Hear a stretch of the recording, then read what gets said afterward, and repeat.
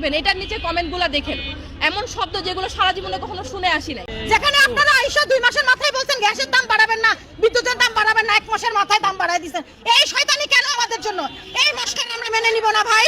Gas পাওয়া যাচ্ছে না ভাই, গ্যাস পাওয়া যাচ্ছে না, সারাদিন গ্যাস নাই, রাত 12টার পরে গ্যাস আসে। জ্বালানি মন্ত্রীকে কি উনি কি মানে কি ওনারা তো এসি রুমে থাকে, হ্যাঁ ওনারা রেডিমেড সবকিছু ওনাদের মানে ওনারা তো দেশে কি হইতেছে এগুলো দেখার তো ওনাদের সময় নাই।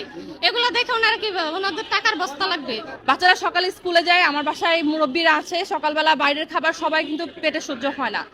তো এই গ্যাসের সমস্যা মানে আরো অনেক রাজনৈতিক প্রবলেম আছে, কিন্তু প্রথম যেটা হচ্ছে খাওয়া পড়া এই জিনিসটা, এবং আমরা মেয়েরা যারা আছি তারা প্রচন্ড রকম সাফার করতেছি।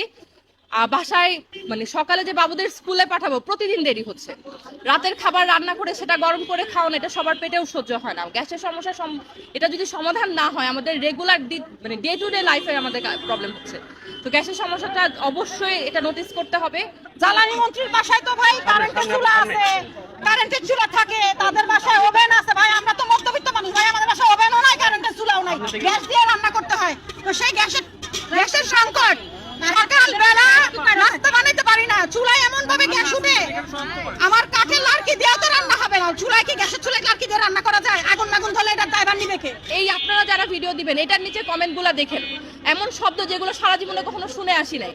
এখানে মানে সবাই আসছি আমরা দেশকে ভালোবেসে, মানে এখন এটা হয়ে গেছে যে আমরা দেশের পক্ষে কথা বলতেছি, এটাই মনে হচ্ছে যে একটা অন্যায় হয়ে গেছে এবং আমাদেরকে গালি দেওয়া যায়, যত খুশি গালি দেওয়া যাবে, কিন্তু আমরা প্রধানমন্ত্রীকে বলতে পর্যন্ত পারবো না, তাকে কিছুই বলা যাবে না। তাহলে আমরা কাকে বলবো? আমরা কি বিরোধী দলকে বলবো? তাহলে বিরোধী দলকেই আমাদের উচিত ছিল যে হচ্ছে প্রধানমন্ত্রীর জায়গায় বসায় দেয়া। কাউকে তো বলতে হবে, যে দায়িত্বে আছে তাকে তো বলতে হবে। আমাদের কমেন্টে তো প্রত্যেকটা দেখা সম্ভব না, জানি না, অনেকে সান্ত্বনা দেওয়ার জন্য বট বলবে, এই বলবে সেই বলবে, কিন্তু ভাই গালিগুলা যখন দেখবেন মানে এটা মেন্টাল টর্চার।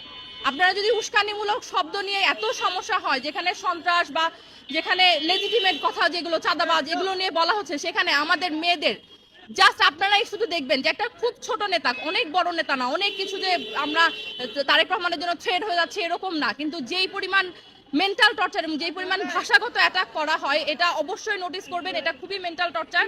এটা মানে যদি ওই উস্কানি নিয়ে আপনারা কথা বলেন, ওইটা যদি সমাজ নোটিস করে তাহলে অবশ্যই নোটিস করতে হবে যে আমরা যারা মেয়েরা একটু 24-এর পরে দেশকে ভালোবেসে সামনে আসছি তারা কিভাবে অ্যাটাক করি।